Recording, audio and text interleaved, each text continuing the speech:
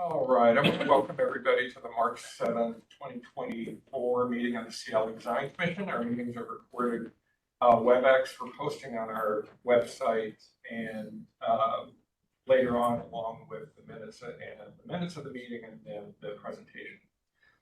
From 10 to 12 today, we're getting a second look at the schematic review of the Garfield Superblock Park Improvement Project. Presentation today will be led by Amy Rosier and Roma Shaw, and with a variety of other people providing comment as well. The commission will break from from noon until 1 for lunch, and then from 1 until 2:30, we'll be getting a presentation from the Elliott Bay Connections program, which will include a series of right-of-way improvements north of the offset waterfront work through Myrtle Edwards Park and Park. That presentation will be led this afternoon by Jack McCullough, Lara Rose of Walker Macy, and Dave Rogers of MIT Engineering. Why don't we go ahead and start with introductions of commissioners. Commissioners, we'll start with Joe Frary, our chair.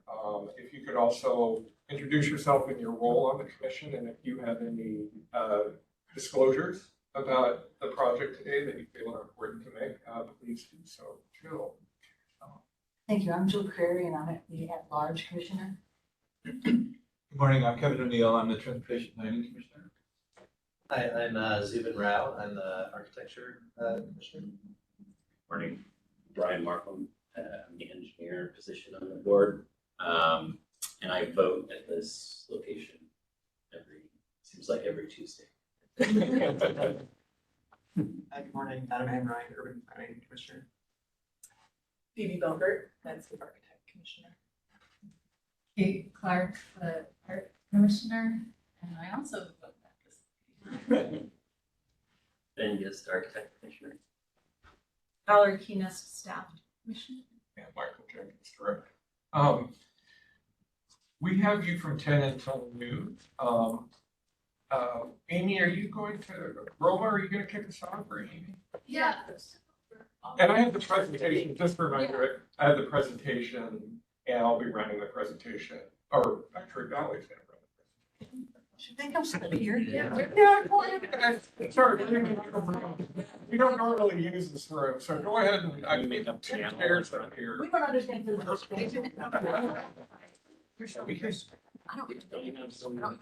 Oh, Yeah. Yeah, these Is someone getting tables? No, I just need to figure out where Yeah. Oh, Maybe we can rotate. my goal is to sit at. You sort of rotate, sit or stand depending. Yeah. the only, part of the challenge is that there's only one camera. Sure. So part of the challenge is that we all have our individual cameras on our website. There's only one camera here. So Would it make more sense for us then to be in Spanish? it may, but I'm just, that is the only camera that will pick you up unless you're being picked up on one of our cameras. So that's something to think about in terms of when you speak, maybe. We don't usually use this. No, sorry. We don't know. Not our. Would you like us to be on camera? Then we can set up in the back. Valerie, Kevin, and I should go to the back and Yeah. get on these seats. Yeah, we could go. That's a over good there. idea. Okay. Well, sorry to displace you. No, it's fine. And then we can also just squeeze in. This is always my favorite place. Our normal. Come Yeah, I'm sorry. Here. I think we're condensing. Come on. I'm just gonna. Yeah. This is me and my extension. That's amazing.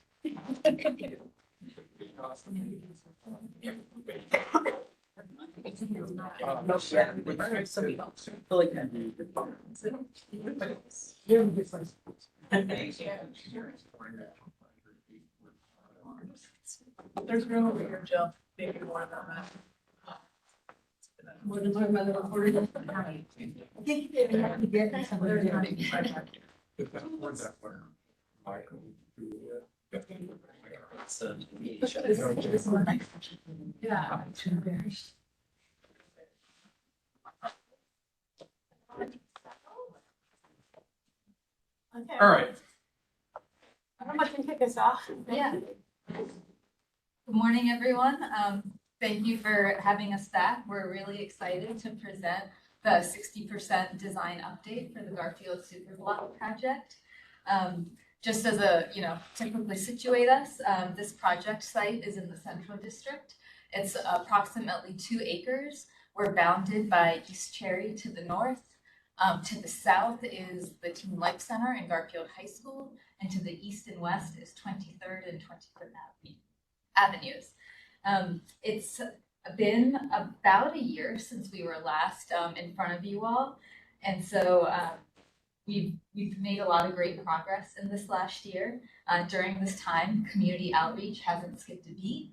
We've been productive with ongoing coordination with Seattle Public Schools, with whom we share a property line with to the south. And the design has continued to evolve to respond to site challenges, as well as previous comments from you all here at the Design Commission, as well as Seattle Parks and Recreation's ProView review process. And with that, some quick introductions. My name is Roma Shah. I'm with Seattle Parks and Recreation, and I'm the project manager on this one. And I'm Stephanie Ingram. I am here in the role as one of the architects working on the conversation building. But disclosure, I'm also a big part of the Garfield Superblock Coalition. So I've been working on the community side as well as the architecture. I'm Sharon Kosla. I'm here representing the coalition, volunteer group that has been working on this project. But full disclosure, I'm also part of 5 which is the company that's working on the conversation. I'm Amy Rosé with Site Workshop, landscape architects project hired by the coalition. Working on the design. Elishua Johnson, public art consultant for the project.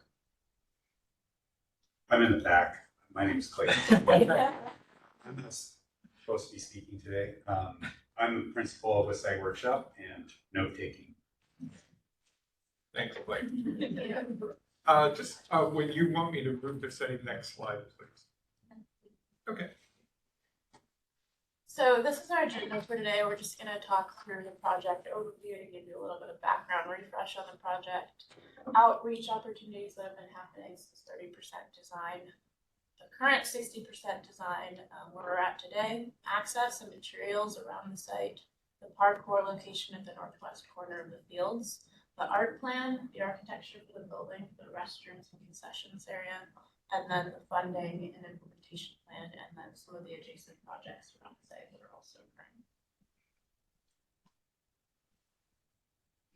So this is a summary of what we heard from Commission at 30% design. We got a lot of feedback about continuing the ongoing efforts for outreach, trying to show what is the external and internal access into the site, circulation around, looking at bike access and bike parking as well as transition from that exterior to the interior portion of the site. We'll look at materials. That was also a concern from the commission, wanting to make sure that we are marrying up the existing with the proposed materials, and then making sure that we're understanding the impacts and costs as we're having a touch to everything around the entire park. It's really actually a big project. So thinking about costs is going to be an important impact. And then looking at the parkour area, there are a lot of comments and questions about the use of the parkour space when it's not being programmed for parkour. So what kind of other opportunities can you have there? Thinking about how it could be multifunctional, and then what sorts of materials that space would have, as well as drainage issues and challenges with what we had before, which was turf surfacing, which is actually now going to be poured in place rubber. We'll get into the weeds of that in a minute. Next slide. We'll also be addressing some of the commission's questions related to the architecture of the restroom and concessions building. I think the focus was trying to make sure it's provenance is for people rather than storage. Looking at the roof expressions, which have advanced since 30% design. Looking at a more cohesiveness with the materials and the form and the elements of the building, and then what happens along the facades of the building. We'll also look at the art comments that came up related to how the art pieces are lit and what these plinth-based artwork pieces are going to be, and then go into the funding. There was questions about how do we make sure that this project is fully funded for the entire site.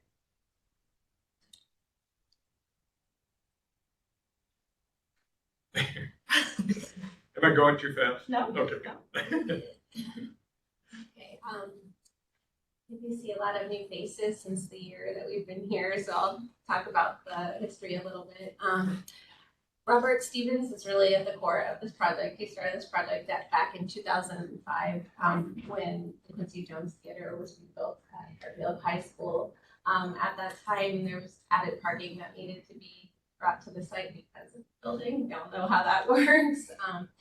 But they were taking part of the park to make that happen. And Robert has always been a civil servant in the community and definitely was there to be like, wait a minute, you know, if you're going to take part of the park from us, you need to give back. And this site is very center of what used to be the Red Line Zone. And so Robert's idea was to really bring out the history of the cultures that have built roots in the central area. There's currently a mural in the base of Garfield High School that really tells the story of those cultures, and he really wanted to bring that out into the park so the public can see and understand that history as well. And so that's really what's at the core of this project. So he had brought on a landscape architect at that time, worked with the school and the city to bring on a landscape architect for $3,000 to imagine a promise and legacy promenade, which would house these artworks from these seven different ethnic cultures. While Quincy Jones Theater was being built, this plan that you see on the left was also supposed to be furthered along. You know, the development of that plan was supposed to continue, and the city and the school district were supposed to work on it. And by the end of the project, that didn't happen. There was maybe one or two light poles that got put up in the park, and that's all that happened. Robert proceeded to try and push the project further. He wrote grant applications to the Department of Neighborhoods. We've seen all of those grant applications from back in 2005. He's never awarded any grants until 2019. Finally got a grant. At that point, I had just finished working with Robert to work on the neighborhood guidelines for the central area, and we developed a design review board for the central area. So that's how I got to know him pretty well. So he brought me on and a few others in our group, and then it's like, we gotta hire a new landscape architect now that it's 2020. So we went after a few different landscape firms, and we brought in Site Workshop. They have a strong history of community work in the central area. We've seen a lot of the work they've done, so that was a good fit for us. Since then, we started with the schematic design, which is what we went out into the community with. But at this point, we were realizing that the full park around the fields really has been left untouched and has not been updated for a long, long time. And so we felt like we needed to update everything. And again, as I said, this site sits at the center of the community. It really is a sacred place where everything happens, not just baseball does. But it's, it's where MLK stood when he came to our community.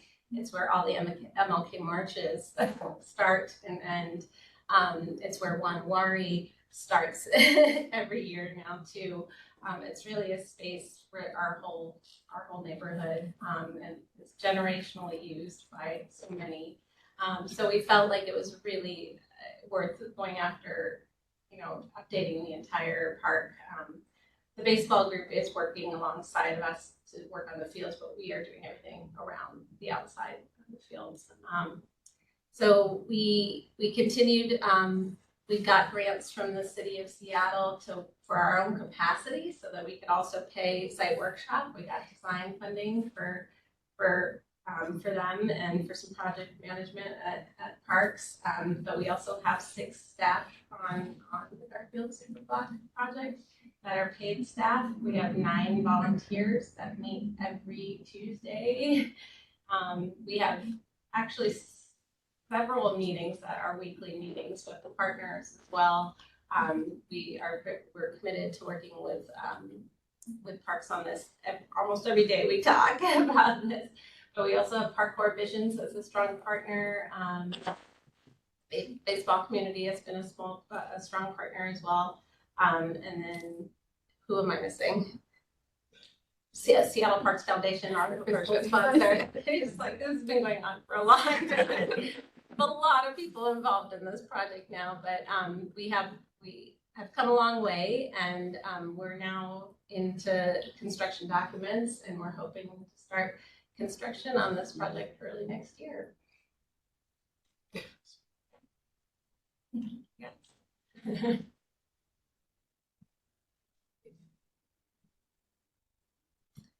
Yeah, so we've had a lot of outreach on this project. We started just tabling at the park. You know, there's a lot of people that come to the park, so we were out there every Saturday, Sunday, sometimes just sitting there watching who uses the park so that we could figure out who we needed to be really talking to.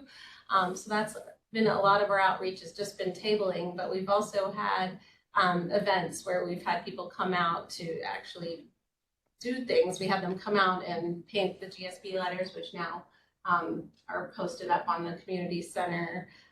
We've had several events around funding, especially with our political leaders. A lot of our capacity money came from city council. So we've had city council members out there kind of talking for, you know, gathering community and organizing, which really, you know, lifted off the project in terms of funding in 2020. And since then, we've been reaching out to so many of our other political leaders, the county and the state and federal as well. And we've had them all out to the park at this point. Our project is funded from all government institutions at this point, we're happy to say. So that's something we're really proud of. Our values have really been about bringing public dollars to funding the construction of this park as it should be. The art portion is more privately funded, so that doesn't have a lot of strings attached to it. We really wanted to be running the arts program in a special way that reflected this community. Yeah, these are just some other events. We've always been involved in the One Seattle Day with cleaning up the park. We've had the Office of Interiors out from the federal level. We've had them out at the park. We had a lovely sit down with them and many of our political leaders. We've had Robert's been at all of those meetings. You can see him in many of the pictures here. But we recently had a meeting with our new council member, Joy Hollingsworth, came and sat down with us as well. She's sitting on the parks side for the council as well, so we're really happy to have her support in here.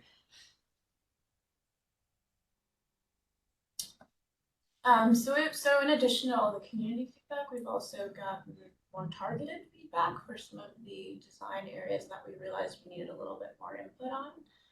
Previously in our design, we had gone out to space and had pop-up parkour events with Parkour Visions, who's one of the partners.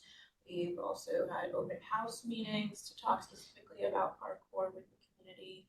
And then we just, we kind of confirmed the location of that northwest portion of the field, but we felt like we needed a little bit more information to properly fit it into the space. So we went back and we talked with Seattle Parks Direct facilities and maintenance groups. We talked with the baseball, Garfield High School baseball and softball users. We talked with the soccer group users. We talked with Seattle Central Little League. So we really wanted to get everybody at the table to make sure that this parkour location wasn't going to encroach on any of the other programs that are happening at this site. So we retrofit all those kind of soccer field layouts. They want to have multiple games going on at once, so making sure that multiple configurations for that can still work without any impact to the parkour area we're proposing. That still works. We talked with them. The softball users, we also talked with them, that's the northeast field, that's adjacent to the parkour that, they have a temporary fence as well in the outfield that they have to put out during game days, so no impact there to our parkour area. They're okay with that location. We did have to take that old footprint and shift it up north to accommodate the baseball. They wanted a 330-foot offset from home plate, that's the the southwest field. They wanted a 330-foot offset there to be able to put their outfield fence out there during game days. And so we needed to make sure that we're clear of that. So we did have to shift everything up north a little bit and shrink the footprint a little bit to accommodate that. And then the parks maintenance facilities groups also needed clear access onto the field. They have a vector truck that comes in, that blue arrow is, on the north side to access the detention pond that's on the field, or detention facility, sorry, that's on the field, that's accommodating all the drainage for the field. Then we also needed to accommodate emergency access onto the field. So all of those user needs combined kind of shifted our location and then shrunk a little bit. So that's why you're seeing the location of this today. We also got a lot of playground equipment feedback. So we went on site. The coalition had sat and did tabling events for almost every weekend for like over a month in the summer to get feedback from all the parents and the kids, the adjacent high school users. The survey that they put out was set up and up for about a few weeks at least, maybe even a month, to get additional feedback that way. They had boards set up in the community center so to get feedback by people that were kind of just passing by inside the space. And then we also had an internal meeting with A's for Apple, which is a smaller preschool in the area. So we got a lot of feedback. We essentially were able to whittle it down to this option that you're seeing here, option 1, complete creation, which is landscape construction equipment for both the 2 to 5 age and the 5 to 12 age structures. We wanted to also make sure that we got feedback on the actual play components. So we're not just specifying a single vendor, we're specifying the vendor, but we're also trying to make sure that we implement all the kind of play value pieces that the community was asking for. The swings and the spinner and the the swings and the spinner and the music pieces that was all included in all 3 options. So it's gonna make it into the design regardless. Thank you. Yeah. The Taxing my skills. the south edge, we were wanting a little bit more feedback from the Seattle Public Schools side on their property. So we talked with the high school across the street. We talked to the high school, and we got a lot of feedback from them through a lot of events that Sharon could speak to that started to help implement some of the design changes.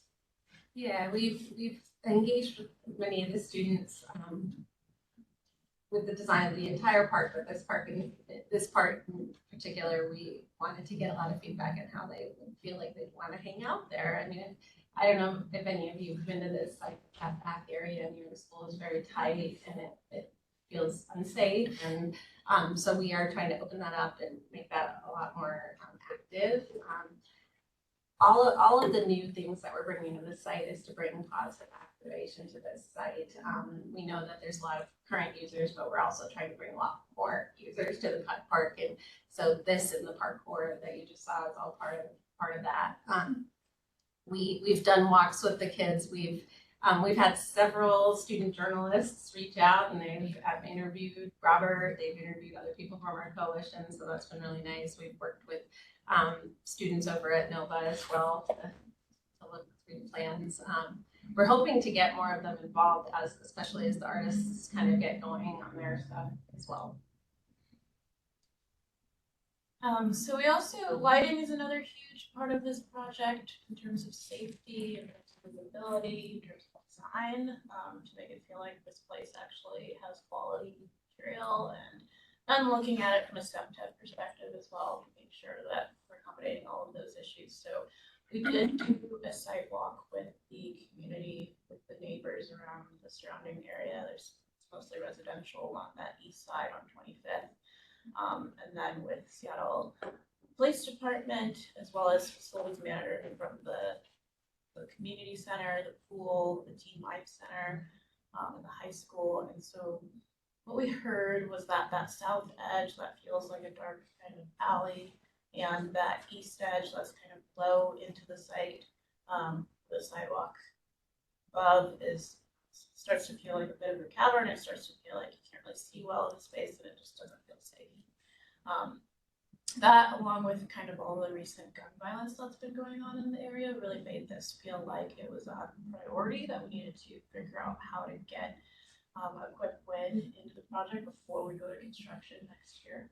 So our lighting team has put together a kind of quick win package for the fixtures that you're seeing at the bottom.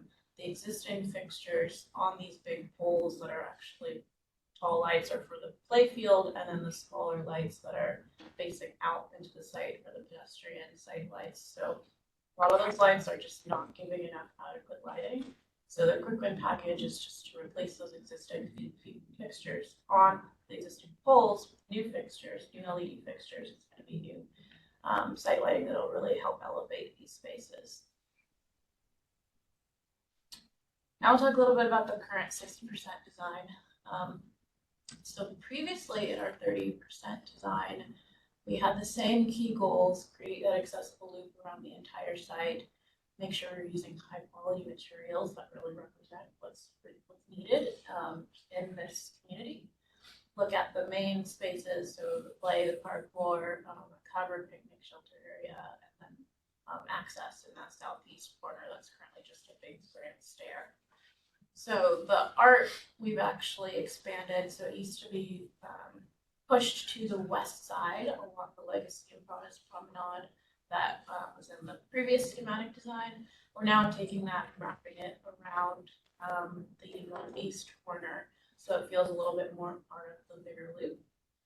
The parkour talked about, that's shifted north a bit and shrunk. The play in the picnic area, that's all influenced by that play area feedbacks. We selected equipment. The restroom, Stephanie's going to talk about a little bit. Advanced the roof and the facades there. The front porch in the same spot, but it's just been advanced in the design a little bit to create more of a seat step kind of hangout space across the street from the Nova High School. The east trails shrunk a little bit and moved south to accommodate for that New York location to make sure that we've got really strong gateways at those major corners. And then the southeast ramp, we've advanced that mostly in terms of tightening up the grading, making sure we're keeping clear of these existing trees. And then the south edge, again, influenced by that high school feedback. Okay, so access to materials. We're going to start with access. That was a question by the commission last time to try and understand that a little bit better. So vehicular access, you're surrounded by on all three sides, 23rd, 25th, and Cherry. We also have bike access on all three of the streets, the dedicated kind of shoulder on Cherry Street. And then 25th is now a one-way vehicular street with bike access. So all three of those wrap the kind of outer edges, and then you can see in pink, those are the major entry points and accessible entry points all around the site at those major entry gateways by the community center, off of 25th into our ramp, and then over by the high school. So these are just showing some enlargements of each of those entry points, pedestrian access from the sidewalk, and then how it starts to wrap into the whole loop around the site. The areas in orange I'm highlighting are just those big gathering areas, so the front porch space, the picnic shelter gathering table below there, south hangout spot we talked about, and then the seat steps on the edge of the ramp that are facing the field for some viewing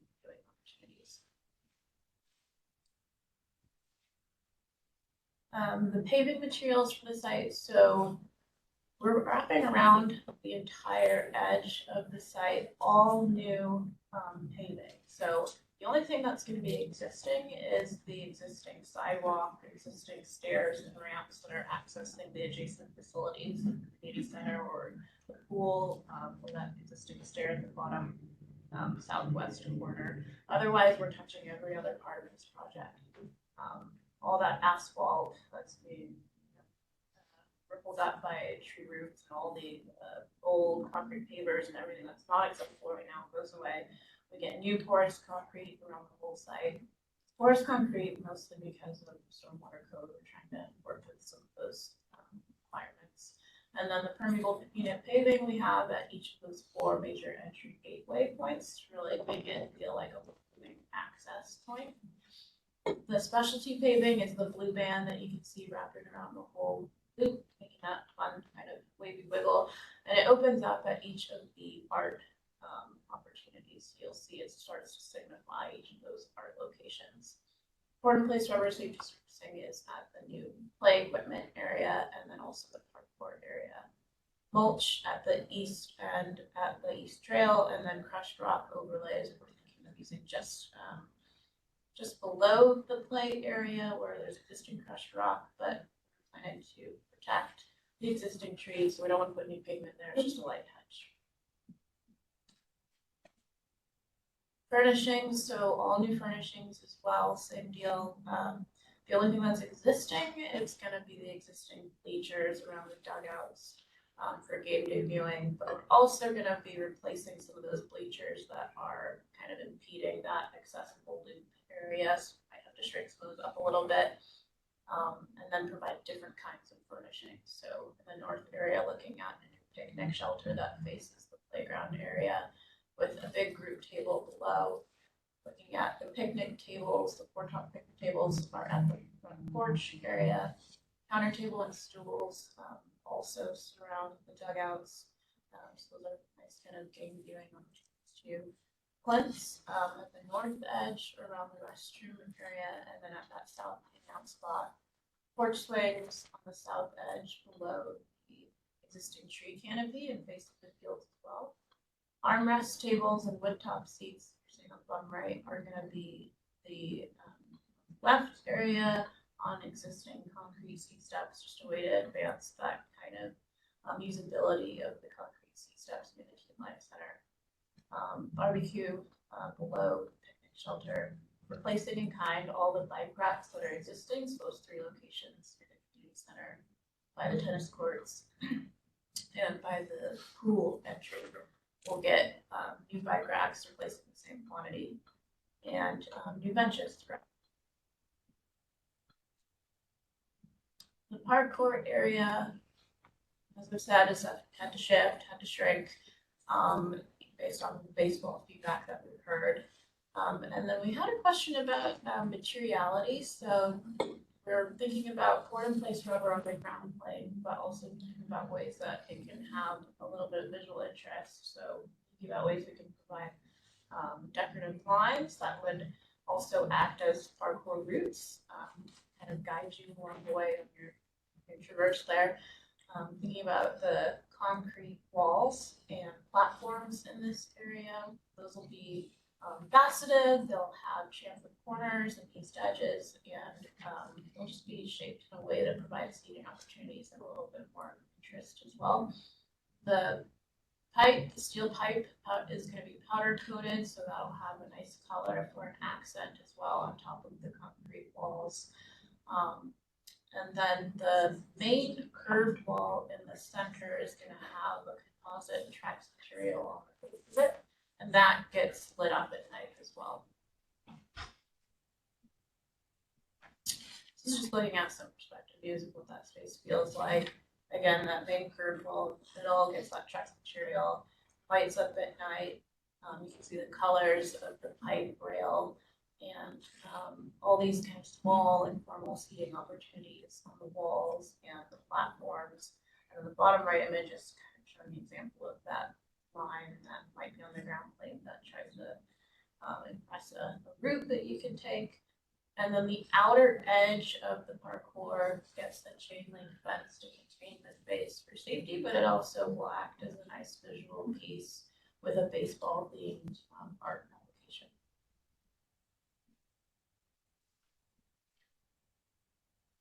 So I'll jump in on the building here. The last time we saw this building, it had to very different roof on it, which we'll talk about later. But some of the questions were around the kind of fan shape of the building, and we just kind of wanted to share some of the process we went through to find that. We went through lots and lots and lots of options for how to organize this building, given that it has these sort of two public functions, the concessions and the bathrooms, and then this fairly large like maintenance shed in the middle that needs to have access to the fields. And we wanted to make sure that this building doesn't feel like a big dead thing in the middle of the park, because it just sort of is there. So we wanted to find ways to create different scales of gathering spaces, and this shape allowed for a kind of a welcoming gathering space in the front, kind of across from Nova High School there, and then opened up some space in between the building and the courts, which now have basketball in them. So we anticipate there being a lot more activity there, and then that's also where the concession space is. So it allows room for people to kind of gather around that space, as well as leaving some larger open spaces to the south, adjacent to the playground and the baseball field, and it also kind of maintains sight lines to the. It was important to keep sight lines from the playground directly to the bathroom buildings for people watching kids getting into the bathroom. So there's a lot of consideration put into how this got organized, and we think it works pretty well with the site and doesn't leave like dead spaces or hiding spaces at this point. So we have the maintenance stuff is in the center, and then the two outer edges are the public spaces. The roofs both will shed eventually into the middle, into the central roof, and then into this bioretention planter to the north, and there's seating opportunities on either side of the building. We can move to the next slide. So last we saw this, we didn't have a previous picture, but we had these sort of low, shallow kind of shed roofs over the public spaces, and we were really looking for a way to make this building feel a lot more public and inviting, and also improve that kind of light and airflow into those public spaces. So we started looking at this barrel vault shape that we think mixes in with the other curved roof forms on both the community center and the high school. And the brick is also a nod to both of those things. We want this building to feel like it's part of this campus, and not just a sort of an additional little dull building that happens to be in the middle of the park. So it is acting as signage on the front space area. You see the bioretention planter, but there will be some kind of big sign. I don't know if we're going to use our big letters there or not. We don't know exactly what it's going to be, but it will be some kind of identification signage. And then on the lower left, which is on the south side of the building, there will be a mural, and that's been identified as being the kind of the youth created. We'll have hire an artist to work with youth to do that mural. There is currently a mural on the bathroom building that was created by sorry, what is the name? Well, Shakandi Salisbury from Parks Right. invited Hiawatha Davis to work with youth to create it. Right. So there's a history of having a kind of a youth-led art piece on the building. So that is what we'll be doing there. We have 3 bathrooms. We're turning to single use, all gender. One of them is kind of double sized to allow for an adult changing table in it, which is a standard that Parks is moving towards. And then the concession space is replacing a concession space that exists now, but that isn't very useful. And this we're viewing more as a community space that any of these groups can use and open up fully. There's one side of it has a full opening door, and then the other is more of a service window, but is the kind of thing that all different kinds of groups can use. Open it up, run programs, distribute food, do art projects out of all kinds of things like that. So we're hoping that becomes, right now it just gets used as storage and is not a functional community space. So that's where we're at with the building. We're here. Okay, so as you already heard earlier, Robert Stevens has really created the vision for this project.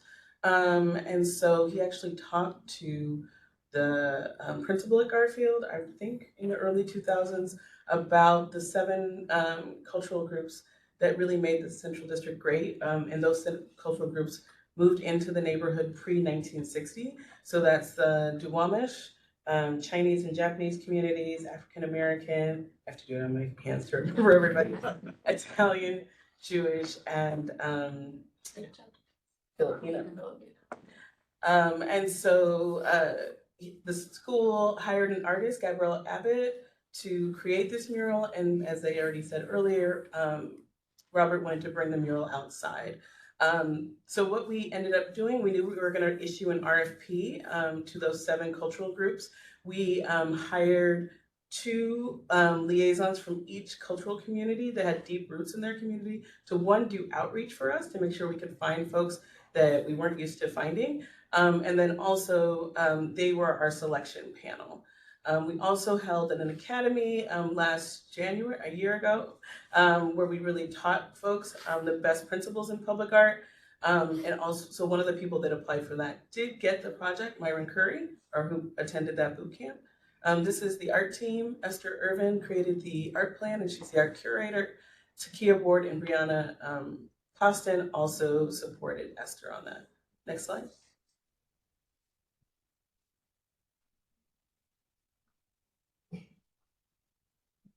There. No pressure. So like I said, we issued an RFP last year. We got tons of applications, which was really great. We had 2 panels, one with each individual cultural community. They put forward 2 artists to move forward to a final round, and then we selected actually 15 artists. So there will be 7 artists making a pillar, and then there's a collaborative pillar where there's an artist from each cultural community who will be doing a side of a 7-sided plinth. And as we mentioned, Gabrielle Abbott applied to our RFQ, and she was the artist that created that mural, and she's really excited to be working on our Reforesting the Central Area call. So I'm not sure if people remember from before, but the art team really wanted to memorialize or commemorate the loss of trees in the area and how the loss of trees in general kind of moves towards like colonization and things like that. And so that's where they came up with this idea of bringing trees back to the space. I will talk a little bit more about that in the next slide. So let's go to the next slide. Perfect.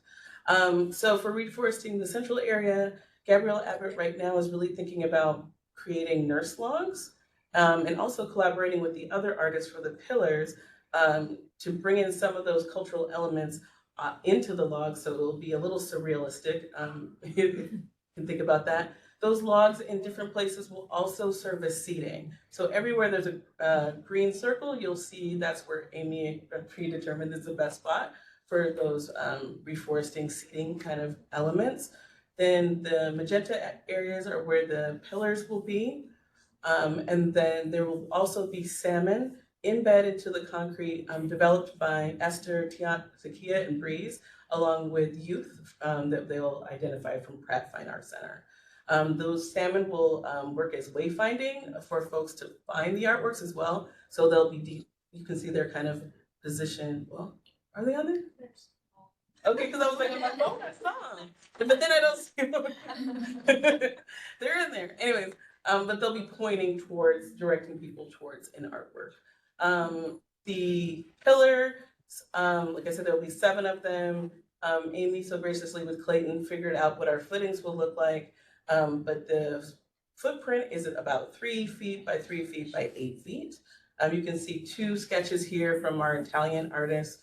Right now they're working on doing their cultural research with their different communities and using those advisors as a resource for doing their research. And then they'll be coming up with much more refined proposals. And then right now we're doing fabricator interviews to find fabricators. And as everybody already mentioned before, in our art plan, we've already identified to do a youth mural and also the baseball fence artwork. The group, oh, go back. I'm so excited though. The group artwork is lit from the inside. Right now, we have identified some external lighting, but we think we will probably take that lighting inside. And then just so you guys know, I think it's important that we're working right now with the Office of Arts and Culture and Parks to determine who will have long-term ownership of these artworks and maintenance. So that's my piece.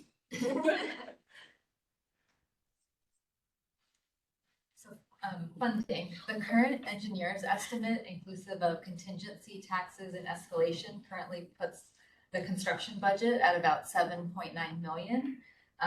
With soft costs factored in, the total project budget is 9.5 million. And at the time of publishing this presentation, the funding secured was 6.5 million, but Sharon has a pretty fun update to share. Yeah, so we just found out yesterday that the capital budget bill was passed and we got our 3 million that we needed. So finish this off. Yeah. From the state. Good job. So we are essentially fully funded, which is really exciting. You've got the presentation, the nitty gritty of our public funding sources are listed there. State was missing, so now it's not. Yeah. Again, at the time of publishing. Yeah. Yeah, so we'll get that added. And then for the art budget, the current estimate is 1.5 million, of which 200,000 has been secured. And as the team has mentioned, that's a separate capital campaign that they're working with a professional fundraiser for to secure the remaining budget. And we really feel like a lot of people are holding back because they wanted to see construction. Now that is, we feel like that will be bolstered in a big way. Yeah. And then just really quickly, we wanted to touch on a few adjacent projects that are physically adjacent to the site, but are a separate scope of work. One of them being the SDOT Neighborhood Street Fund. So back in 2018, the Garfield Superblock Coalition applied to SDOT for this grant as a way to address the poor sidewalks adjacent to the site that provide pedestrian connections. And in 2022, we heard that the project was awarded. And so new curb ramps, new curbs and sidewalks will be provided by SDOT along East Cherry and 25th Avenue. Next slide, please. Also, thanks to the success of the Superblock project, it's really helped galvanize our ball field user communities. And so, like Sharon mentioned, specifically Garfield baseball and softball, some of the Little League groups have come together for a community to institute a community-initiated feasibility study. And so Parks and that community group are working together to understand what it would take to convert the existing fields that you see kind of in that northeast corner, which is the softball field, and possibly also the field you see into the south, which is the Little League field. And by converting them to a synthetic surface would allow for increased playability. Next slide, please. And then finally, there's also a life cycle replacement project. There's one existing synthetic turf field already on the site. It's at the end of its lifespan. And so that will get replaced, and we'll marry up construction with the Garfield Superblock construction to help reduce impacts and field closures. And I think with that, that completes our presentation. So thank you. I actually might keep this slide up if this works for commissioners to sort of organize around. I can't look online because I'm sharing. I don't think anyone has phoned or is attending from the public from outside this room. We have one member of the public, Peter Cornu. Okay. Yeah, Peter, can you hear us?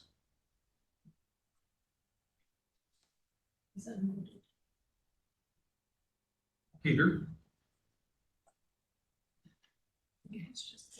Okay. We'll check back with Peter and see if he wanted to make any. Oh. Wow. No, I just came back.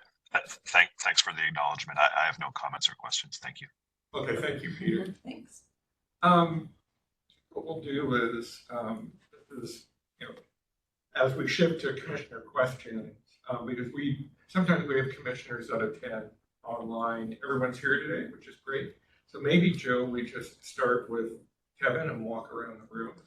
And then after we do commissioner questions, they will the deliberation will be led by Phoebe, and then they'll be taking action.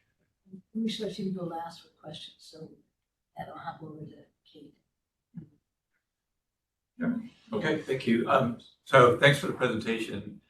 I was not on the commission in February, but I was joining the commission in March, so I was actually here for the February briefing, and it just looks like a lot of work has happened since then, so that's great. The first question I was going to ask was about funding, but you kind of stole my thunder. So that's great. So another question is, you mentioned the neighborhood street fund improvements, which is also great that USDOT is funding.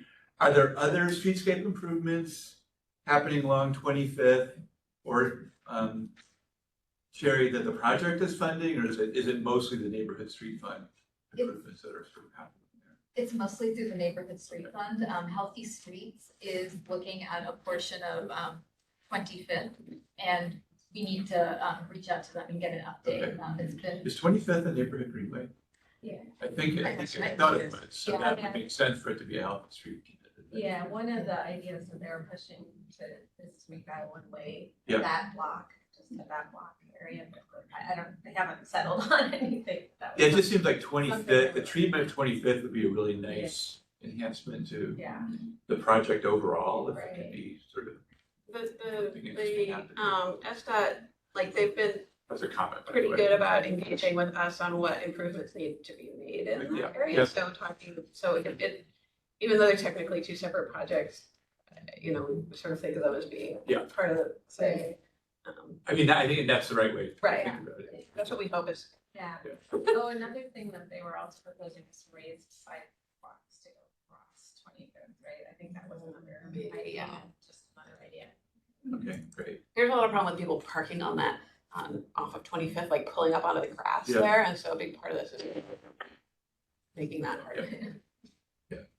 And then another question is, I know at the previous briefing, bike parking came up. You mentioned it in the presentation, so thank you for showing that design image of the bike. So did you say that the number and locations are increasing over the previous design, or just wanted to clarify that in terms of how bike parking is being treated?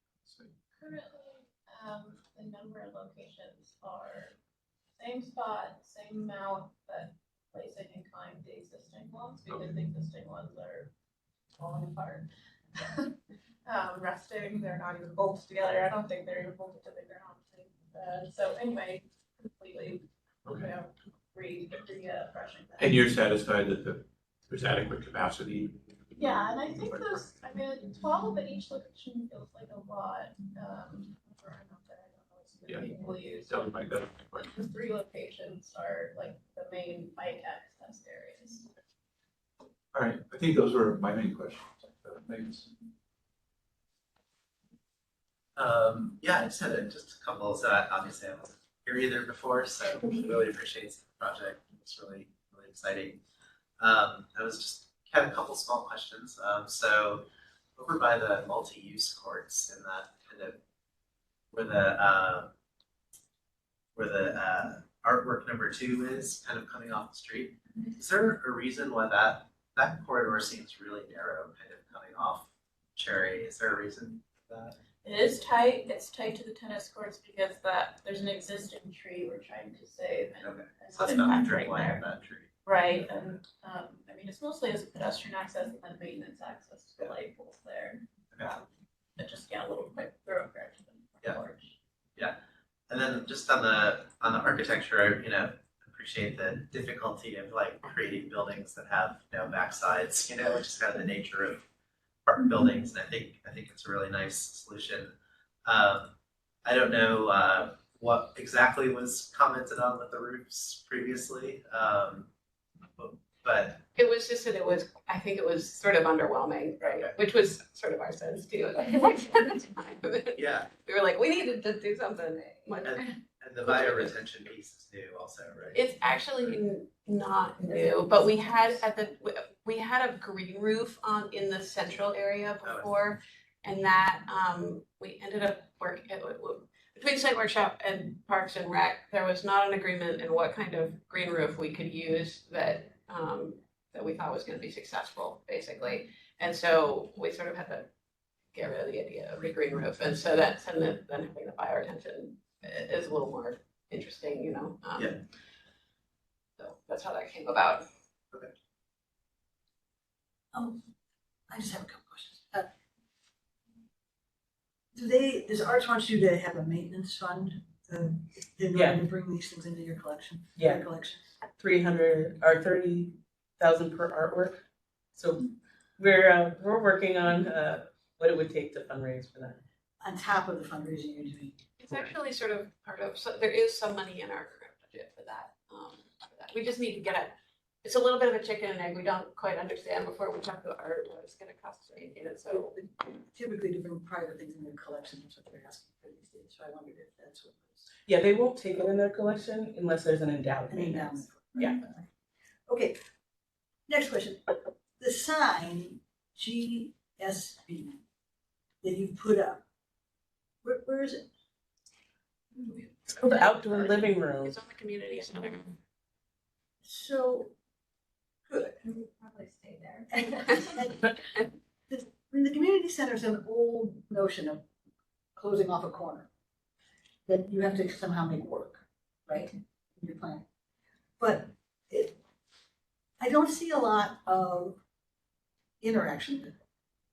It's almost like a no-fly zone. And so we look at the lighting, could you explain to me how you're integrating with the community center, and if there are any initiatives where you would like to get art or fixtures or something closer to it, but you're not able to for some reason? Go ahead. You start. Sure.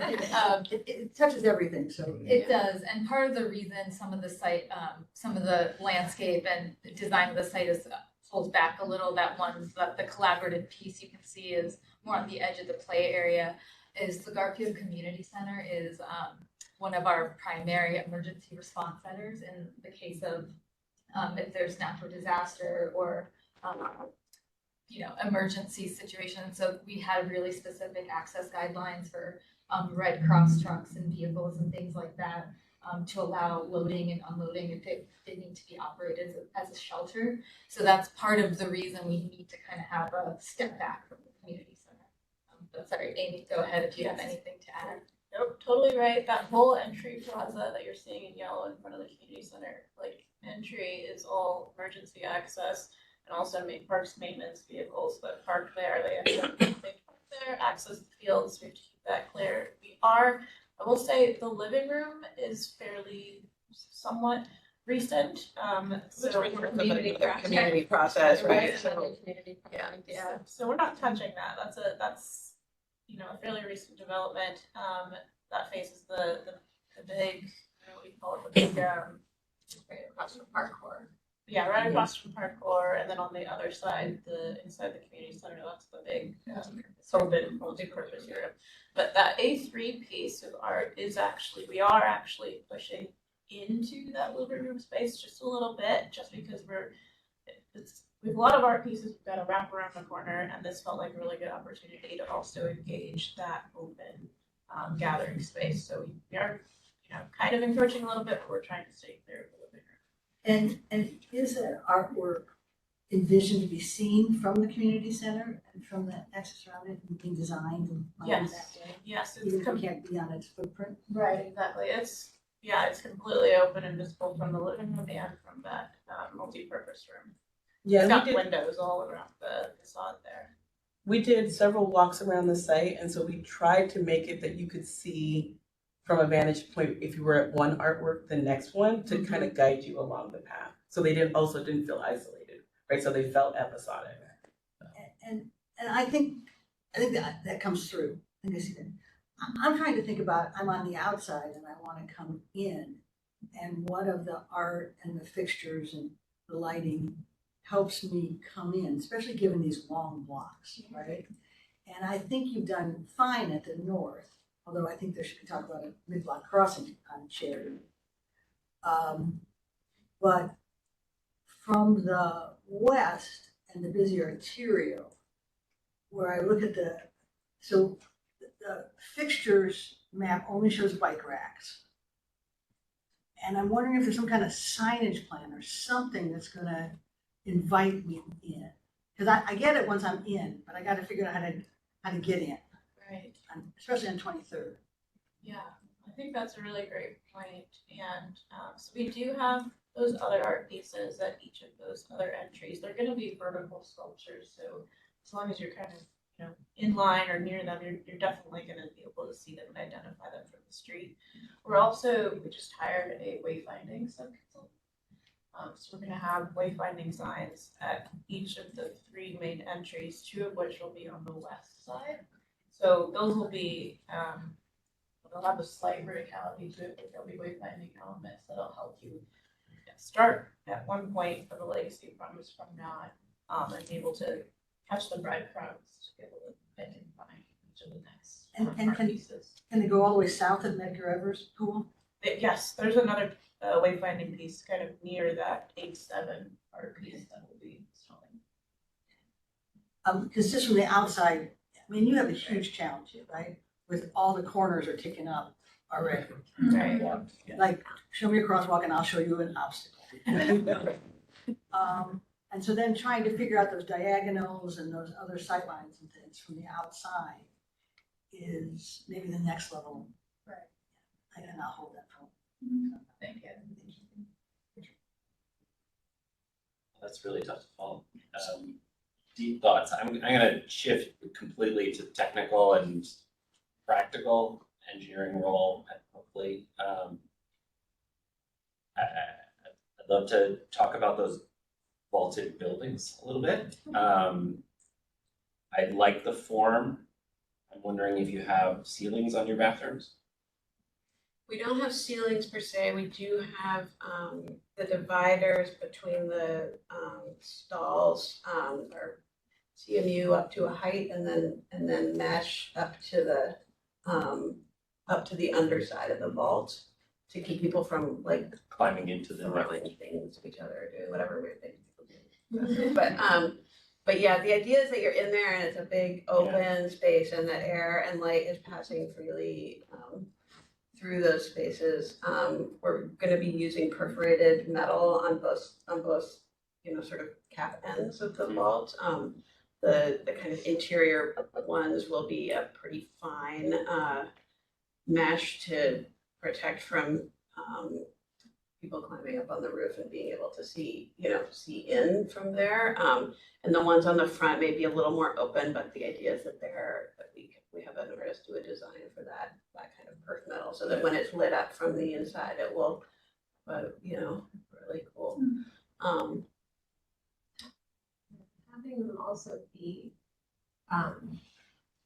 open to sound was something that we heard a lot from the schools. They were worried about going to individual use stalls. I mean, right now the way it is, it's a women's and men's. Yeah. It's not used. It's, let's say, weird things are happening in there too. So there's no real great solution. But Parks current guidelines is supposed to single use. But having it open to sound was something that the schools really felt like, at least if something's happening, you can hear. So that was also part of it. Okay. And does that roof wash water down the brick walls, or are you It guttering? comes down into gutters that then channel into the. It's probably a little hard to see on the renderings, but Yeah. it comes down and then there's a gutter that transfers the water into the central roof, which is a PVC flat roof that then sheds into the. That drops it into sheds the. into the dirt. Okay. I'm thinking about maintenance and gutters and Yeah. how many trees you have right there that block those things up. Yeah, we'll screen them and like Parks, thinking about that too. Okay. It was the civil very much wanted to get all that water into the bioretention rather than putting it. We've talked about doing downspouts into the ground, and civil really wanted to try and get it all into the bioretention for their calc, so Yeah, let it we're trying to do that. let it soak in slowly. Right? Yeah, yeah. That's good. Lighting, I think I definitely walked around the park and also, some safe spots, some not safe spots. It does seem like you're taking out the sports lighting and putting in security lighting. No, so. Just those big ones that Those are big- facing the field, those Just are, the ones that are the low pedestrian lights were the ones that we're replacing with the LED fixtures. The big field lights that are on top of those, the big poles, those stay, we're not touching them at all. great.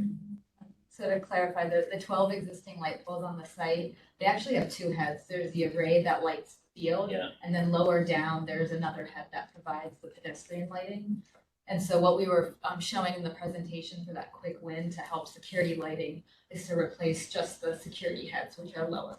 Okay. That would happen sooner. Yeah. Like Yeah. now, right? Yeah. That's what we're I had doing. heard that you're replacing those with, right, but Just the heads. but not the whole thing. Okay. There's significant other lighting that's gonna be coming in with the rest of the project. There's Yeah. gonna be a lot more. It's just that this was something that was pretty easy to do. And I really appreciated you saying that the field upgrade is gonna happen at the same time as this, so that there's not construction or damage from one project to the other project, right?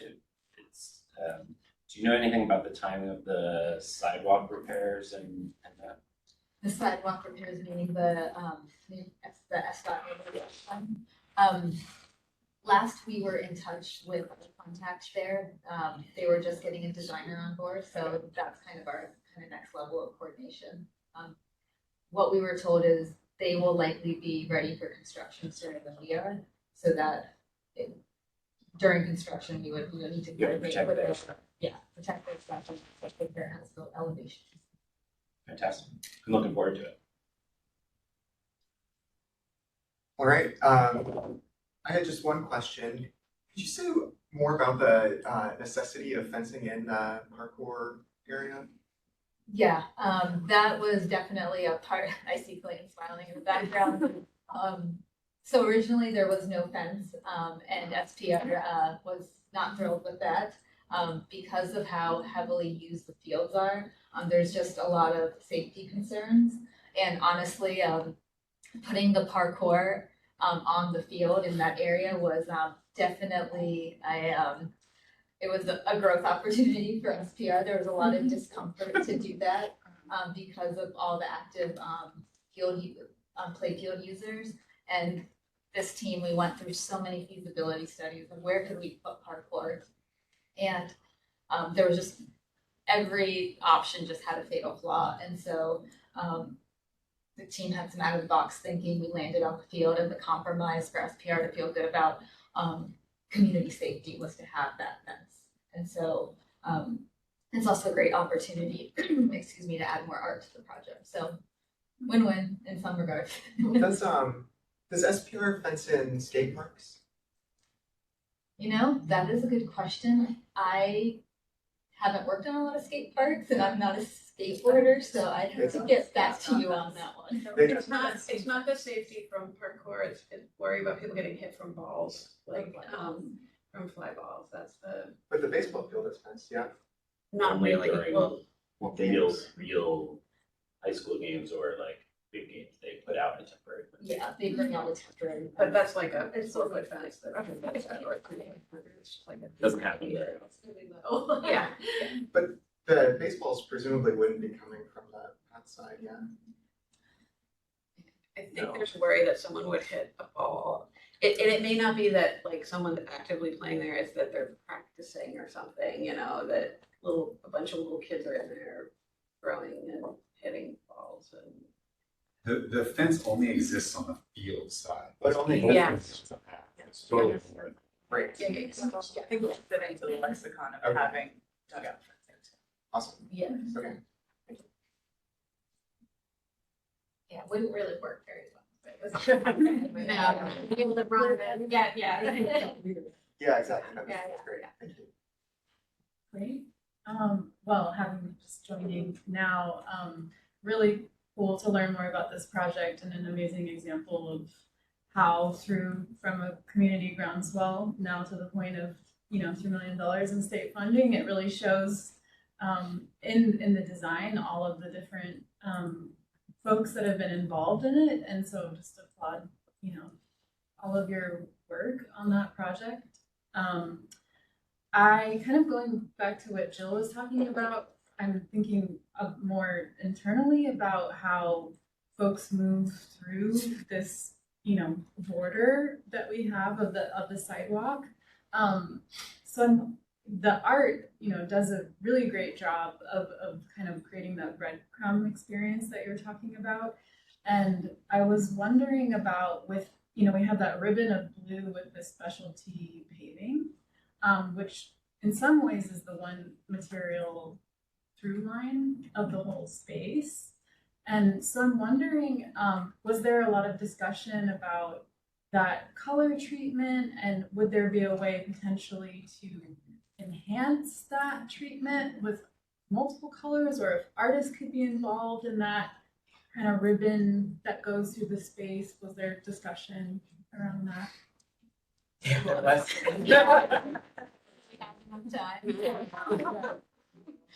Originally, it was a red line, symbolizing that this neighborhood was redlined.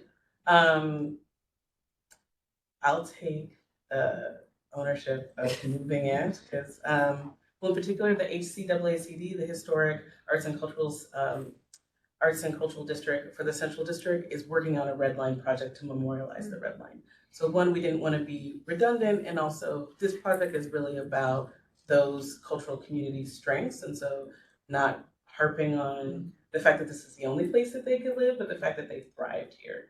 And so I think it was Amy or somebody else on the team that recommended going with blue and symbolizing water, but we wanted to keep that line.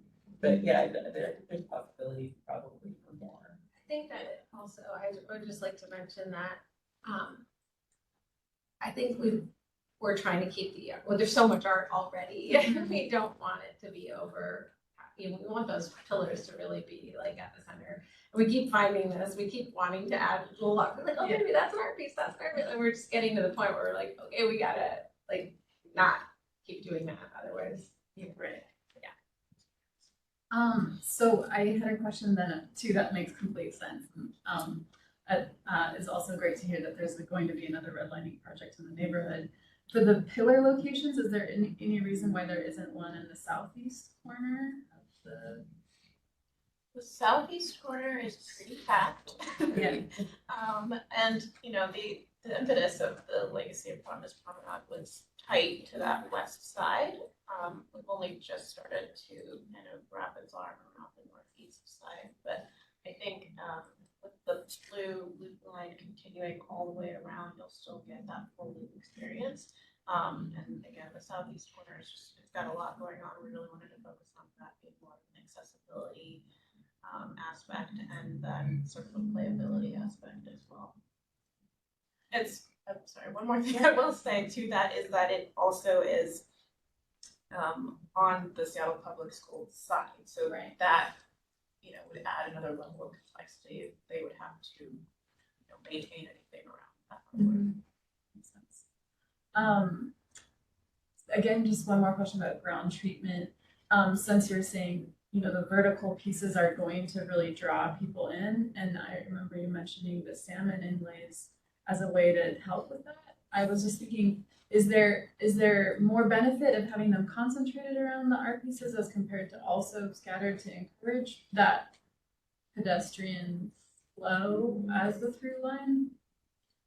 I think we're open to that. Yeah, I mean, there's, they're earmarked at these locations, but, well, I guess I don't know. So you're like, I'm trying to be done with this. I'll stop. Or I get in trouble. I did hope that we would concentrate them closer to the artwork and still follow the band, like still have it, 20 feet out, but they would still be more focused towards the artwork. So it'd be like concentration would rise as you start to approach it. Like, oh, what am I coming out to? Is there a way you could distance sign the something. Getting people to walk this loop would be great. Yes, it is a third of an hour. Yeah, we'll talk about putting how. Just put a little line on, say, tell people how far it is, and Well, people. that's part of the content that we're talking about for our signage, our wayfinding signage. Yeah, I think that's sort of the main, in my mind, of trying to problem solve, since you have all these sort of programmatic activities around the corners, but I'm just really thinking about that flow around the entire block, like how to encourage that experience. The wayfinding signage that we're just now starting to work on will have content about the history of the site, community. It'll have content about the art locations around the loop. It'll have content about your adjacencies. So, take two pools over there, the centers over there, the high school over there, and then it'll also have some information about quarter of a mile to get to the next art piece, third mile loop, or that kind of information on all four of those aspects. I think it's really interesting what you all bringing up about the outside and how you're bringing it in, right? I've never thought of that, because like living in the neighborhood, like I don't even bother walking down the outside, like everybody walks through it already, right? Like it's not something that, I think that portion of 23rd and Cherry, the northwest sidewalk, like I feel like that's not very heavily used, right? Like Well, if you talk to Robert, yeah, he considers this project a phase 1, and then the entire rest of the outside is the phase 2, and we were like, okay, we're tired. Keep doing this, but I think that he certainly envisions activating those spaces too. It's very complicated, right? Because it's on the major arterial. Who knows what's going to happen to the pool in 10 years? Like at some point we had to kind of. Like if you leave in the community center, it's very inward focused. Right, it's very inward focused. Yeah, I mean, Robert would love to replace the piece of art that's in front of the community center. He doesn't really like it. He'd love to have a nice open pool there. He's got a lot of big plans. So. Well, yeah, I'm focusing kind of on more on that internal ring. Beyond that, another material thing that popped up in my mind with the building, mentioning the perforated metal treatment that's going to be lit internally. Notice also that in the collaborative artwork, you're also talking about perforated metal that's going to be lit internally. So either thinking about really trying to make them very different from each other, or if you want there to be a conversation between those two material treatments. And then one last thing, makes total sense that for the funding for this art, all of the artwork that is done separately from the Percent for Art, I'm wondering for the improvements, the street improvements that are happening outside of this project, is that completely separate funding, for example? So I know with some SDOT, sidewalk improvements, then there's Percent for Art funding for like thermoplastic treatments, and I know it's kind of that's outside of this range, but is there a possibility for that? Yeah, so this is not a Percent for Art project. Yeah. I'm gonna just go ahead and say no, right? So the Office of Arts and Culture has what they call the MAP, the Municipal Art Plan, and they work with each department to determine what artworks they want to do. So it's not impossible. When I was at the office, I worked with community on a piece that's on the retaining wall outside of NAM, but it takes a lot of coordination to be able to tap into those funds. And just to add, early on in the project, at least when I first joined, that was something that we were really curious to explore. Mm-hmm. And ultimately the group decided not to explore that because it was putting too many restrictions on what the art could be if we went down that route. Right, yeah. It was like, Yeah, it has to be related to water, access. or it has to be related to something that we have. No, it's a great example of why it's important in some cases, right? Not that it's separate. So yeah, that's it. Thanks very much. Great document, great presentation. It's a testament to how seriously you guys take this, and obviously decade plus of hard work by everyone. So thank you. And so first question I had is the porous concrete, is that the concrete, is it evolved since the last time I was looking at porous concrete? You know, it sort of looks like smooth cottage cheese. Matches, and the same, similar lifespan issues with porous concrete as well. We are, this is our stormwater strategy. We do have our hands tied for a good portion of this to provide permeable porous paving, mostly because of the amount of tree canopy that we have in this space. So, It's what I'm thinking of. Yeah. I always worry, like, man, if I fall on that, it's gonna be like a cheeseburger. Okay, understood. And then is the picnic shelter intended to be? Is this an image on the furnishings page? Is that an image of the picnic shelter, and does it have any relationship to the barrel vaulted piece, or are they?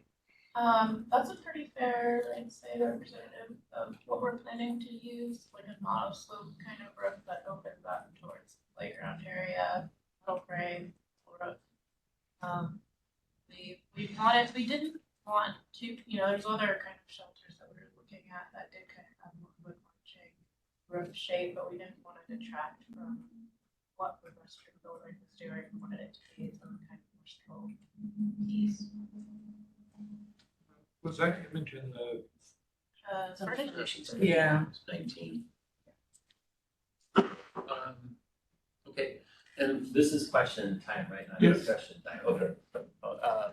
And on the parkour, one, I'm super excited that you guys are doing parkour. I think it's awesome. One question might be: has anyone thought about easy access from the parkour place through the fence? And I think you could just do it with an opening, but if you could do it with an opening, at least a gate, just because I could see people wanting to have access to the fields, and right now it looks like you'd have to kind of loop all the way around or try to somehow get around the fence to the north or the south. But it just seems like something that, if I was doing parkour, I might want to run out on the grass or stretch, obviously not during a baseball game, but just some sort of opening there. Consideration? Yes, that's a really good point. I didn't consider it along the wall of the field base, but that where those 3 dots are in the north, that's completely open, so you can walk off into the fields there. We are thinking about pulling the fence back, so it's like not all the way up to the corner, but it's more in line with where that north fence edge starts. So you have a little bit of an opening there at the top, and then there's another access to the field. It's not, you can't see it in this image, but like as soon as you round this corner right here, you can get into the fields there as well. Okay, and then in parkour, are you guys working with a parkour group for this? And do they like the equipment that you're? Oh, it's entirely their design. It's their design. Okay. All right, then I'm not. Oh, that's what I was gonna say. Yeah. Okay. Yeah. If you said that, I'm sorry if I missed it. Like for me, it just seems like that there would, because I think it's some of it's concrete, like Cassie, but it feels fairly static for a concrete or for a parkour course. And I always think that they like to kind of swap out their equipment, but if they're involved, they're the experts, so I won't comment. They've designed it. The concrete and the metal is with the wood facing is the approach that they're wanting to go with, just to make sure that we are using that really durable material that parks is gonna allow. This will be essentially the first parkour park, so Yeah, that's exciting. really setting a precedent here. So I'm not going to, I won't have any, well, one maybe quick comment would be, I'd love to see what the conceptual sort of understanding of these barrel vaults and like how they kind of fit on this thing. Had that, but and I don't have it probably here, but I'm curious about it. But I think the thing that on the building, the comfort station, on those barrel vaults, they can look, they're amazing if they're done really well. They're beautiful sculptural pieces. But I just always worry about budgets on that kind of thing because they can also feel very flimsy and like not very tight in the shape, the form of use, like cheap metal and oil cans. And I just have some concerns, and then the way that it's detailed at the top of the brick, there's like a gap along there, which is really nice. But then I know how complex that can be to get it built. So if it ends up being slammed down onto the brick with a bunch of big flashings around it, it's not going to feel the way that this feels. So it's a We're working concern. on it, yeah, those are all considerations. It is a concrete shell, so just onto CMU, and then the brick kind of sits outboard of the CMU. The barrel vault is the concrete shell? The barrel vault's the concrete Oh, shell, okay. yeah, with metal on top of it, so, We explored doing something different that it came to. yeah, We're yeah. worried about that same issue. Yeah, we went- Looking really. We went back and forth, like, do we frame it up or do we pour a concrete? And we ended up just deciding to, you know, just pour a concrete and it'll be super durable. And yeah, we're working on the flashing around the thing, and we'll just have to be really detailed about those drawings. And our office is right down the street, so it's under construction. Take them closely, yeah. I think the really deliberate because I had some experience with that where it's beautiful concept, but it's very challenging to execute. Yeah. And then finally, I think it's more of like the view from the sport court and the view from the ball field. This is just the obsessive compulsive disorder part of me, but there's like not very many things are aligned along those two elevations. So you have like the drinking fountain is like shorter, and there's that pop of color which super draws attention to it. Yeah. So I guess a question might be, is it possible to kind of tighten that up and make that feel, more like it's all part of the same piece? You don't have like a short door, a short piece. Is that Yeah, it's, I think the water fountain thing is supposed to be at that same height as the other things, for sure. So we'll be changing that, but the problems we're working with a bunch of different doors here. The But renderings may not be up to speed. yeah. Yeah. I think even like just, if you're gonna have a brick line, Yeah.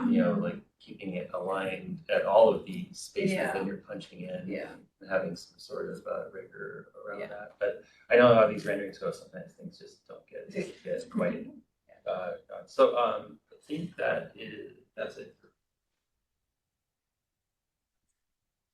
Okay, I have the last questions, and I think I will not ask any questions, and we'll just kind of transition it to the deliberation now. I think actually most of my questions that I kind of had on the docket were answered, so thank you very much for the presentation and all of the work. I didn't say before, I did go to Garfield, and so I walked that walk all the time. So happy to see it.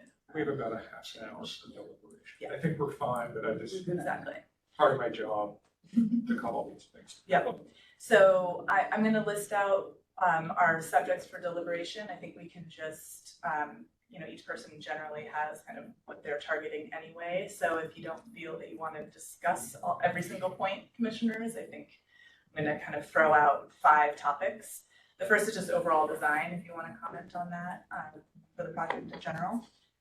2 is project cohesion and the narrative relationship of the spaces and places on site, right? There's a lot of components. I think that's where that idea is coming from.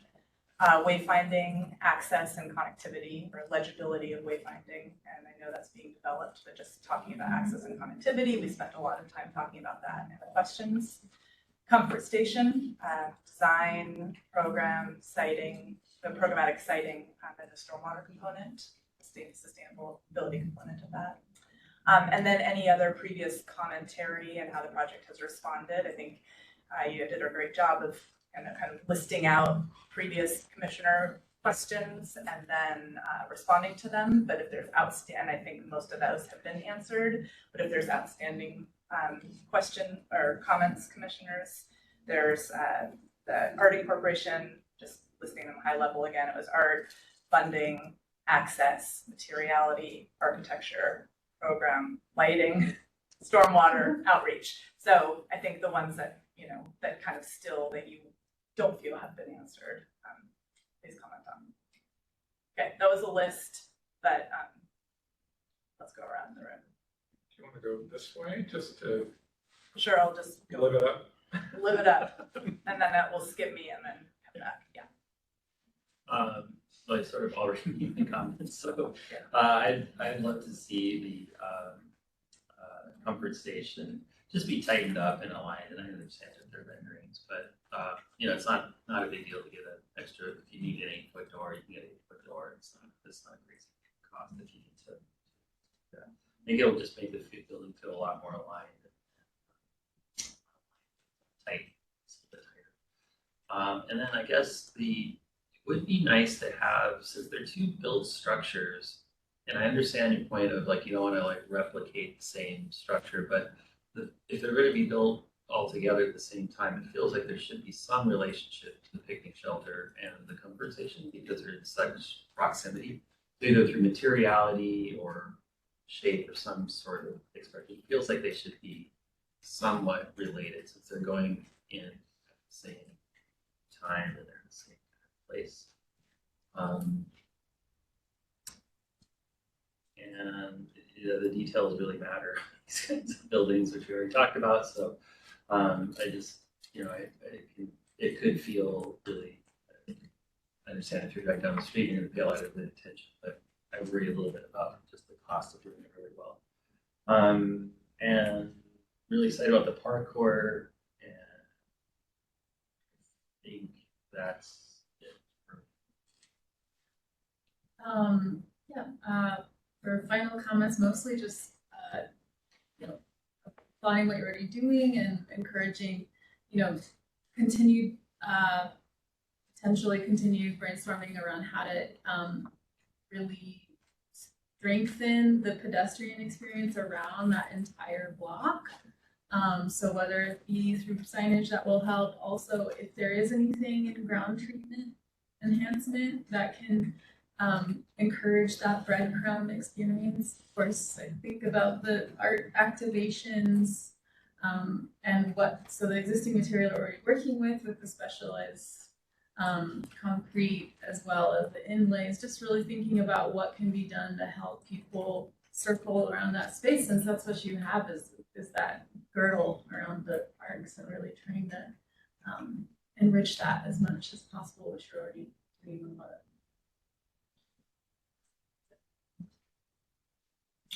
All right.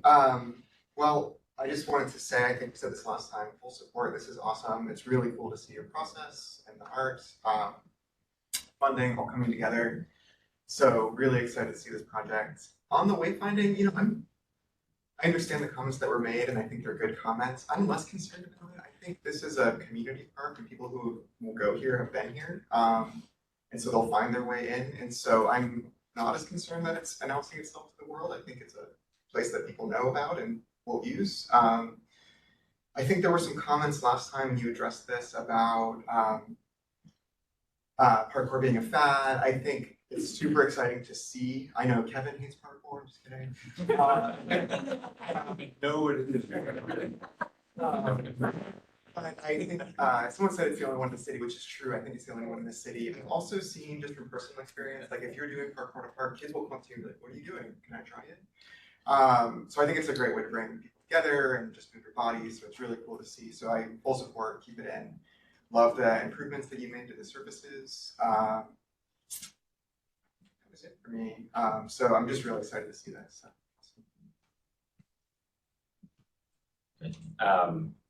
Glad you didn't call me out as hating parkour. I'm really excited for this project, honestly. I think I would take a little bit of what Ben's saying in terms of the multiple styles, and I think I would go a little bit further and say that we have existing buildings. We have other things to compare to. Are they all different? Are they all the same? What is what you want to do on this, right? And I didn't see a lot of images of this next to the community center or this next to the things that already exist. A lot of the presentation is about only this scope. And I think you have some amazing trees. I think you have some difficult situations on the corners to challenge yourself with. So how does this project fit into the super block? Because I think it becomes one big thing. To that point, I would also wonder whether we can have an inside loop and an outside loop. What if you walked outside of the pool and outside of the community center and outside of the tennis courts, right? How long is that loop? Can we make the whole thing? And I'm sorry, I don't want to scope creep your project, but like, not just the yellow, but like how can we activate the whole block or use the existing things that are on those street corners to be part of this whole thing? I'm really excited for that. And maybe that's a lighting pole here or there that's the same as the ones that are on the inside loop. And then it just sort of all stitches together. Maybe it's some art, more scattered. I don't know, maybe it's one of those salmon things that you're talking about in the pavement. There's a lot of different ways to sort of make the whole be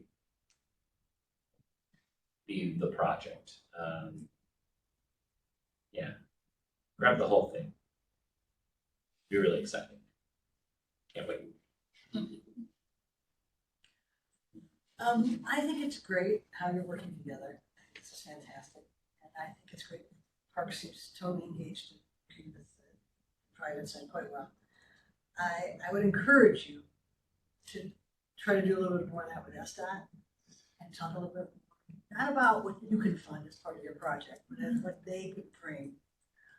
You talked a little bit about 25th. I worry about the distance between the block crossing in front of Unified and 23rd. I think people are just going to flow across that street. So they have ideas about table crosswalks and other things that we should look at. That I would encourage you. Then, Phoebe, I'm going to jump to what I think I hear are some conditions, okay? Which I think one condition should be that when you come back, we see the wayfinding plan and we understand the outside looking in and more cohesion with the existing elements.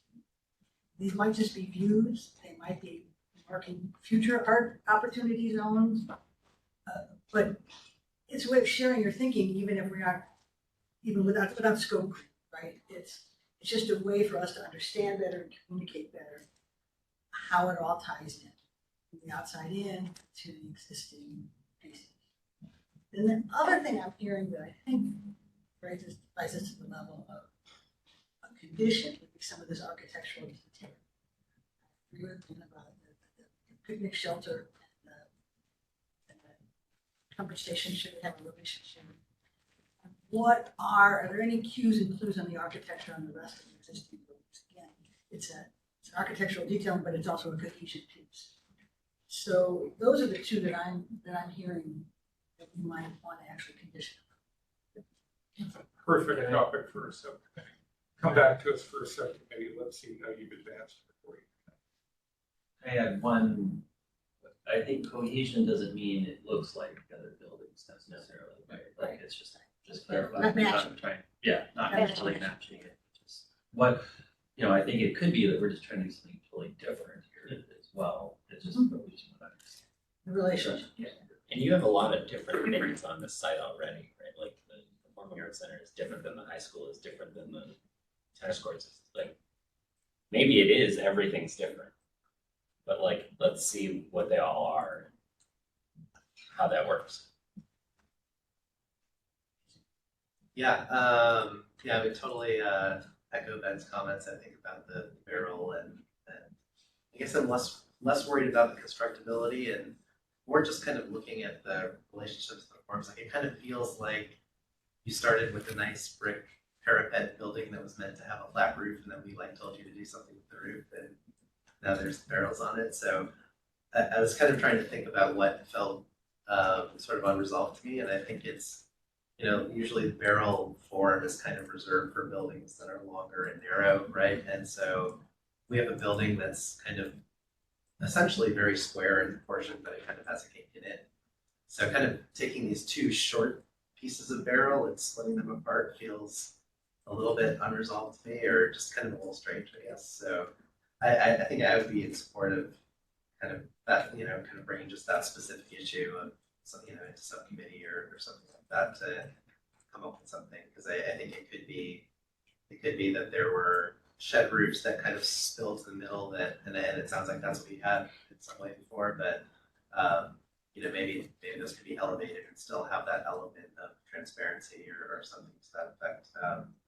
Or maybe it's just the building needs to just kind of be straightened out and then the barrel would, very nicely. I don't know. But something, especially the backside view where the barrels are kind of like, you're seeing the kind of obtuse angle of it, it feels like a very strange. So I guess that would be my only comment. I like the plan of the building. I like the materiality. I think it's very playful and it kind of like pops of color. I would echo the comments about just kind of lining up horizontal datum, but I feel like the roof is definitely not quite there yet. So I'd be an advocate of taking that further.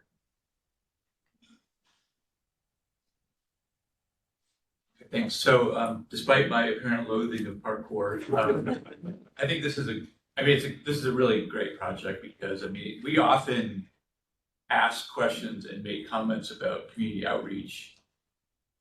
That isn't necessary on this project because it's clear that it's really been community driven, and that's really notable because we don't see that a lot, right? So that's, just kudos to everybody for that, including members of the community. I think it's been really interesting listening to the discussion because I think as somebody who doesn't live in the neighborhood, when I look at this site plan, I go like where Jill went, which is like there are a lot of barriers to this site from the outside. And maybe it's not an issue. I thought your comment as somebody who does live in the neighborhood was really interesting, like, well, it's not a big deal. I know how to get there. So I think just tagging on to what some of my colleagues said, I hope that's the case, but I think it's great that you are incorporating wayfinding. I think where the crosswalks are across arterials like 23rd and Cherry does really matter because it is a super block. That's often a big issue around a super block is how people, cross busy streets to get there. And that's part of why I was focusing on 25th, because at least looking at the site plan, that even though that's a local street, that is the side of the super block that is the most open to the what you're doing in the park. So I think if it's a neighborhood greenway already, then the crossing at 25th and Cherry, it looks like there's a crosswalk, but that should really be a SDOT focus. Is anytime a greenway crosses an arterial, that's where you often see, activated pedestrian crossing signals and that kind of thing.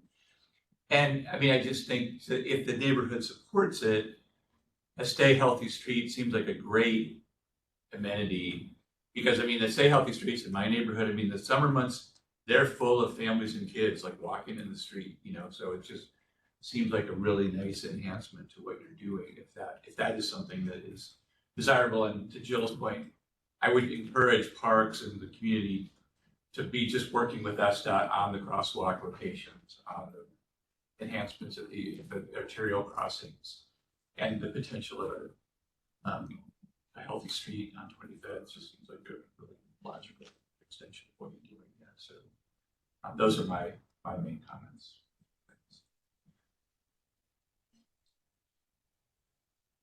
Now Phoebe gets to wrap it all up. All right. Well, thank you, Jill, for kind of conditioning that to it. Actually, I had just written those exact two pieces, but not as conditions. So thank you for kind of calling that out to the top. So just going to wrap up the conversation. I feel like we've circled around, many of the similar topics the whole time. So I don't think I'm going to be saying anything new. So I'll just try to encapsulate it. So great project, as we all said, it's amazing. And I think what the commission really, truly appreciates, I think everybody should appreciate is just like the level of collaboration between so many different groups and so many different points of focus, and that you're all, that you just said that you meet with Seattle Parks and Rec, on a daily basis. I mean, that's incredible, right? Like, it's such an undertaking, and so it's just really exciting. So we applaud that, and it's super exciting to see it come to fruition. We obviously have really appreciated just all the time and effort. The articulation of the art plan is really exciting to see, and kind of the multitude of expressions of how that's happening on site. And so we're excited to see how that continues to progress and be supported by the site. Of course, the outreach.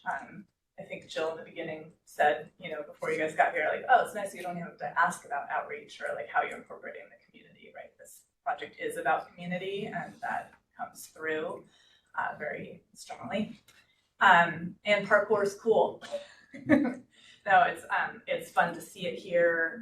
I know there are a lot of fads, right? And it could be a fad or it might not be, but you have to kind of test things and prove things and experience things and not just be, worried about longevity, because things can change out over time. So that's exciting.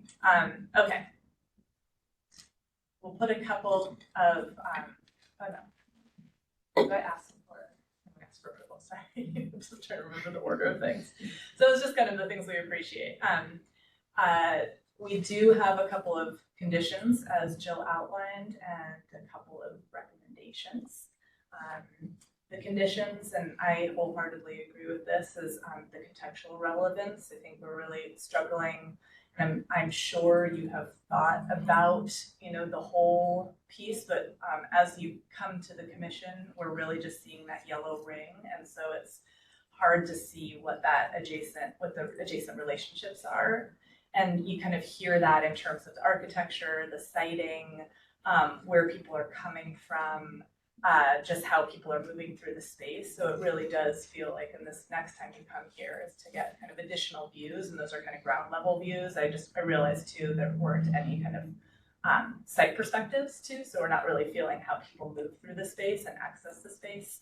So I think, a series of diagrams and views would be really helpful to kind of help understand architecture and the site relevance. And then the other piece was more expression and understanding of the architectural detailing. So still kind of circling around how the building is really relating to the site and having the best expression possible, because it is kind of a unique component. And I think you said it nicely before, Sharon, that it's a piece of, it's a part of the campus. And so really kind of tell the story of how that is part of a campus setting. Some additional recommendations. So those were the conditions for next time. Just to continue to strengthen the pedestrian experience around the block, not to have the scope creep, right, of the loop in a loop, right, that you do have a donut site. So what's the outer ring and the inner ring, and then, how is it circling around the donut? So continuing to think about, at least conceptually, how the interior loop of the yellow frame is supporting overall pedestrian access on the Superblock. I think continuing to articulate the site narrative. This was something that Kate was talking about, and I was thinking about before as well, with the blue line. It feels that there is an opportunity for that to be a little bit more playful and expressive. I think you had to tell us that it represented water or that it was actually blue. So how is that telling the story? How is it, in sync with the salmon? And perhaps a little more playful. Sometimes I think it's great that it opens up and expresses the art. Sometimes it's sidelined on the edge of the space, and so wondering if that could be a little bit more robust and playful. Something I would think could help that kind of site story to support the art even better, and vice versa. Wayfinding, I think we already hit.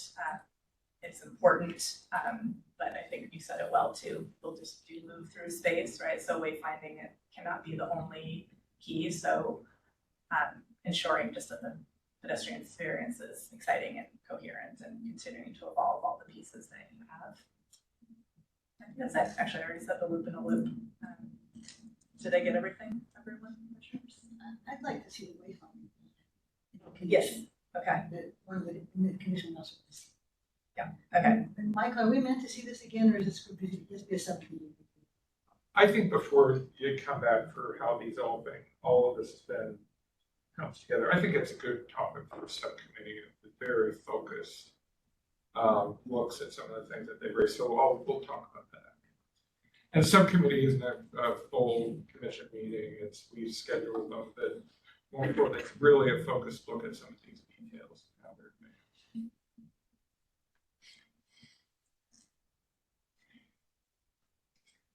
Okay. Okay, can we vote now, please? Do you want to start it? Sure, I vote to approve with the conditions and recommendations outlined. Same vote to approve the conditions. Same for me, thank you. 4 yes. Approved. As do I. So, all in favor? Thank you for the hard work. It's very impressive work, and it's a great story that you're telling. So thanks for the hard work. Thank you for having us. And we'll talk more about what this all means and we can do it. Thank you. Thank you. Thank you. Congrats on the funding. That's That's Yeah. huge news. Imagine the next time you think of it. Yeah. That's the whole thing. Yeah, oh, we. Commissioners, why don't we plan to be back no later than 4:45? We've got the team coming at 1. We can do our minutes and then maybe readjust space and sit down. Yeah, based on what we've learned. Yeah, I think we should give some presentation.